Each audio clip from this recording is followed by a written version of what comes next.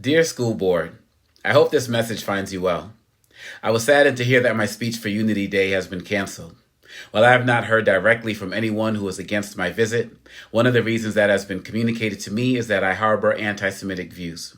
I wish that those of you who expressed that sentiment were aware of my over 30-year partnership with the Jewish community fighting for peace and tolerance. I wish that you knew about my years-long work with the Lemkin Summit to end genocide. The summit is named after Jewish lawyer Raphael Lemkin, who is credited with coining the term genocide during World War II. I wish you knew about my decade-plus relationship and advocacy with Jewish World Watch and their work to end anti-Semitism here and end genocide and targeting of ethnic groups in countries like Congo, Sudan, China, and other countries. I wish you knew about my speech at the Holocaust Museum in D.C. calling for peace. I wish you could meet my manager, Kate Holgate, who would rather die before she represented anybody who was anti-Semitic. Some of you, I've been told, have taken issue with some of my comments related to the war with Israel and Hamas.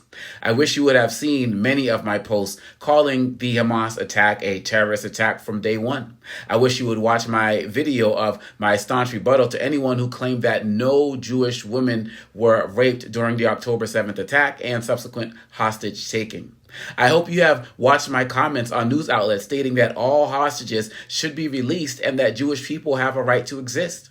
I fully stand with the Jewish people in Israel and beyond who are calling for peace and a humanitarian ceasefire. Critique of Netanyahu is not critique of the Jewish people, nor more so than a critique of an American president would make me anti-American. I spoke at a conference of over 2,000 high school students shortly after the October 7th attack. After I spoke, several Jewish students came up to me and told me that what I said made them feel heard. I wish you could talk to them too. I wish you could meet the teacher I spoke to at a conference in Florida who came up to me in tears because she rarely ever hears speakers mention Jewish people as part of an oppressed group until she heard me speak that day. To that end, I wish you could hear some of the poetry I've shared for over 20 years that speaks to anti-Jewish hate. Lastly, I wish you could sit in my intercultural communication class at American University, where I am teaching these future diplomats to go beyond their frustration or even hate or anger towards Jewish or Palestinian people and work towards peace and conflict resolution. I wish you could see how I speak about the dangers of continuing hate. I was told that there was a problem with me comparing Hitler to Trump.